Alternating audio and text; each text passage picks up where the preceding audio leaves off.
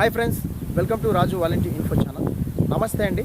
ఈరోజు టాపిక్ వచ్చేసి వైఎస్ఆర్ కాపునేషన్ సంబంధించి మరొక అప్డేట్ అయితే మేము ఫ్రెండ్స్. కాపునేషన్ సంబంధించి మనకి ఏదైతే రీవెరిఫికేషన్ లిస్ట్ అయితే కొత్తగా అప్లై చేసినటువంటి వారు ఎవరైతే ఈ సంవత్సరం కాపునేషన్ సంబంధించి అప్లై చేసింటారో వారికి సంబంధించి రీవెరిఫికేషన్ లిస్ట్ అయితే మనకి ప్రొవైడ్ చేయడం జరిగింది. సో ఆ లిస్ట్ ఏ విధంగా చెక్ చేయాలనేది మనం ఈ వీడియో అయితే ఎక్స్ప్లెయిన్ చేయడం జరుగుతుంది ఫ్రెండ్స్.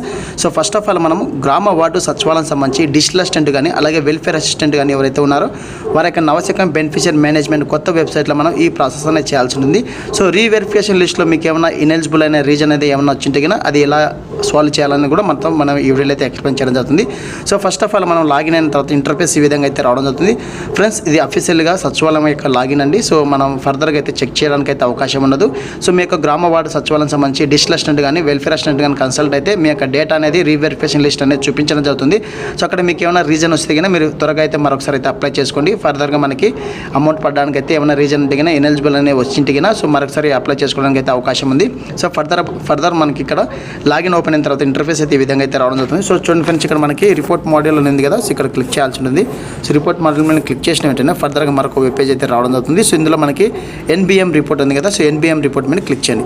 సో ఎన్బిఎం రిపోర్ట్ మీద క్లిక్ చేసిన వెంటనే ఫర్దర్గా ఇక్కడ చూడండి ఫ్రెండ్స్, మనకి ఎన్బిఎం రిపోర్ట్ అని చెప్పేసి ఈ విధంగా అయితే రావడం జరుగుతుంది. సో ఇక్కడ నుంచి మనం రీవెరిఫికేషన్ లిస్ట్ అనేది చెక్ చేయాల్సి ఉంటుంది. సో ఫర్దర్గా మీ యొక్క గ్రామ వార్డు సచివాలయం సంబంధించి ఎవరైతే డిజిటల్ అసిస్టెంట్ కానీ వెల్ఫేర్ అసిస్టెంట్ కానీ మీ యొక్క వాలంటీరింగ్ కన్సల్ట్ అయితే ఈ లిస్ట్ అయితే మీకు ప్రొవైడ్ చేయడం జరుగుతుంది. సో ఇక్కడ మీకు సెలెక్ట్ ఇయర్ అని చెప్పి అడుగుతుంది. సో మీ యొక్క సంవత్సరం అనేది సెలెక్ట్ చేసుకోవాలి. ఈ సంవత్సరం కొత్తగా అప్లై చేసిన వాళ్ళు ఎవరైతే ఉన్నారో వారి యొక్క రీవెరిఫికేషన్ లిస్ట్ అయితే రావడం జరిగింది. అలాగే ఇక్కడ స్కీమ్ టైప్ అనేది సెలెక్ట్ చేసుకోవాలి. సో ప్రజెంట్గా మనం ఇప్పుడు వైఎస్ఆర్ కాపునేషన్ సంబంధించి మనం చెక్ చేస్తున్నాం కాబట్టి సో వైఎస్ఆర్ కాపునేషన్ సంబంధించి రీవెరిఫికేషన్ లిస్ట్ వచ్చింది కాబట్టి సో వైఎస్ఆర్ కాపునేషన్ అని మనం సెలెక్ట్ చేసుకోవాల్సి ఉంటుంది ఫ్రెండ్స్. సో వైఎస్ఆర్ కాపునేషన్ సెలెక్ట్ చేసుకోండి.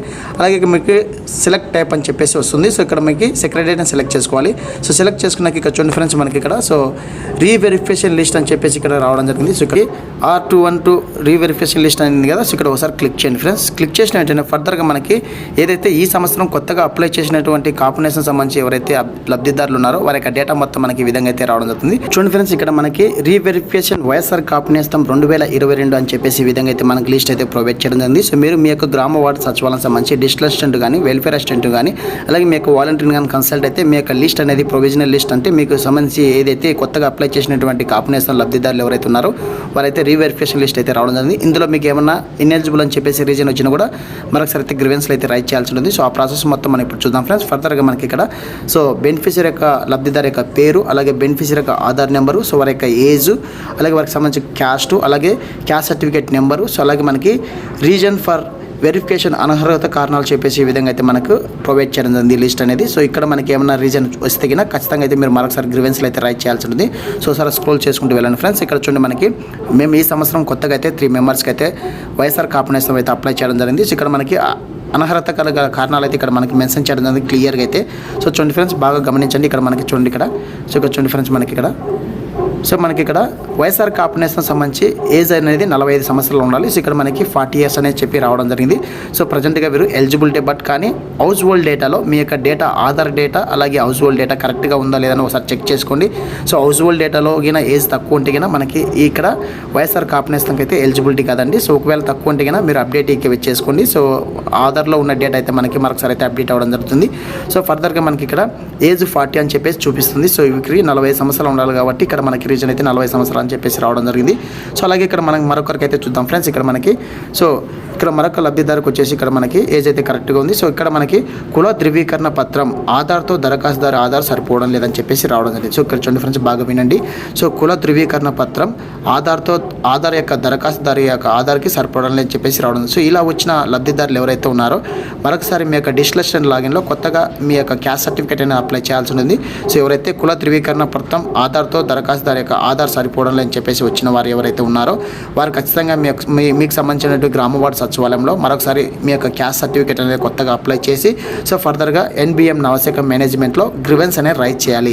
సో గ్రీవెన్స్ ఏ విధంగా రైట్ చేయాలో నెక్స్ట్ వీడియోలో మీకు పోస్ట్ చేయడం జరుగుతుంది. సో ఈ విధంగా మనకి రీవెరిఫికేషన్ లిస్ట్ అయితే కాపునేషన్ సంబంధించి ఈ సంవత్సరం కొత్తగా అప్లై చేసినటువంటి లిస్ట్ అయితే మీకు గ్రామ వార్డు సచివాలయంలో డిజిటల్ అసిస్టెంట్ కానీ వెల్ఫేర్ అసిస్టెంట్ కానీ వారి యొక్క లాగిన్లో అయితే మనకు ప్రొవైడ్ చేయడం జరిగింది. సో అక్కడ మనకి అనర్హత లిస్టు అలాగే అర్హత లిస్టుకి సంబంధించి ఏమైనా రీజన్స్ ఉంటే కనుక మరొకసారి చెక్ చేసుకొని మీరు గ్రీవెన్స్లో రైట్ చేయాలని చెప్పేసి రాష్ట్ర ప్రభుత్వం ఈ విధంగా అయితే మనకు ప్రొవైడ్ చేయడం జరిగింది.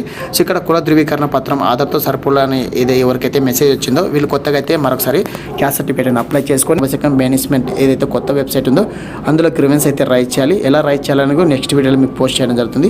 సో ఈ విధంగా మనకి రీవెరిఫికేషన్ లిస్ట్ అయితే వైఎస్ఆర్ కాపునేషన్ సంబంధించి ఇవ్వడం జరిగింది. సో మరొక లబ్ధిదారికి కూడా అలాగే ఏజ్ అని చెప్పేసి ఈ విధంగా అయితే రావడం జరిగింది. ఫ్రెండ్స్ ఈ విధంగా వచ్చిన వాళ్ళు ఎవరైతే ఉన్నారో సో 40 సంవత్సరాల కంటే తక్కువ ఉందని చెప్పేసి ఎవరైతే వచ్చిందో ఈ లిస్ట్ సంబంధించి వారైతే ఖచ్చితంగా ఒకసారి వాలంటీర్స్ మీ యొక్క గ్రామ వార్డు వాలంటీర్ యాప్లో ఒకసారి మీ సో ఈ విధంగా వచ్చిన వాళ్ళు ఎవరైతే ఉన్నారో సో మనకి ఇక్కడ 40 కాపునేషన్ సంబంధించి 40 సంవత్సరాలు ఎలిజిబిలిటీ ఉండాలి. సో 40 సంవత్సరాలు లేదు కాబట్టి ఇక్కడ 40 సంవత్సరాలు అని చెప్పేసి ఏజ్ రావడం జరిగింది.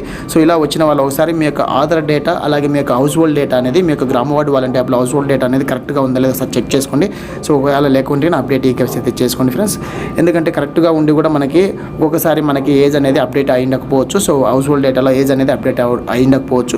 సో ఆధార్లో ఉన్న డేటా అలాగే హౌస్ హోల్డ్ డేటా కరెక్ట్గా ఉంటేనే ఏ పథకమైనా రాష్ట్ర ప్రభుత్వం నవరత్నాల్లో భాగంగా వివిధ సంక్షేమ పథకాలు లబ్ధి పొందాలంటే ఖచ్చితంగా మన యొక్క హౌస్ హోల్డ్ డేటా అనేది కరెక్ట్గా ఉండాలి. సో హౌస్ హోల్డ్ డేటా అలాగే మన ఆధార్ డేటా రెండు ఒకే విధంగా ఉంటేనే మీకు ఈ పథకం అనేది వర్తిస్తుంది. సో ఈ పథకమే కాదు ఫ్రెండ్స్, వైఎస్ఆర్ చేత కానీ వైఎస్ఆర్ కాపునేస్తం కానీ వాహన మిత్ర ఏ పథకమైనా మనకు రాష్ట్ర ప్రభుత్వం సంబంధించి వివిధ సంక్షేమ పథకాలు లబ్ధి పొందాలంటే ఖచ్చితంగా గ్రామ వార్డు వాలంటీర్ యాప్కి సంబంధించి ఏదైతే హౌస్ హోల్డ్ డేటాలో మనకు డేటా అనేది కరెక్ట్గా ఉండాలి. సో అక్కడ హౌస్ హోల్డ్ డేటా ప్లస్ అలాగే మనకు ఆధార్ కార్డ్ డేటా అనేది కరెక్ట్గా ఉండాలి. అలా ఉంటేనే మనకు ప్రతి పథకం అయితే లబ్ధి పొందడానికి అయితే అవకాశం ఉంటుంది.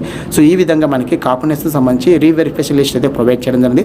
ఇందులో మీకు ఏమైనా రీజన్ ఉంటే త్వరగా వెళ్ళి మీకు సంబంధించి ఆ రీజన్ సంబంధించి మీరు సాల్వ్ చేసుకొని ఫర్దర్గా గ్రీవెన్స్లు అయితే రైట్ చేసుకోవడానికి అయితే అవకాశం ఉంది. సో ఇది ఫ్రెండ్స్ వీడియో అప్డేట్. వీడియో నచ్చితే లైక్ చేయండి, షేర్ చేయండి, సబ్స్క్రైబ్ చేసుకోవడం మర్చిపోకండి. Thank you for watching. Thank you so much. I hope ఈ వీడియో నచ్చితే మీతోటి మిత్రులకు అలాగే ఫ్రెండ్స్ అండ్ ఫ్యామిలీకి అలాగే వాలంటీర్ స్నేహితులకు షేర్ చేయండి. Thank you so much. జై హింద్.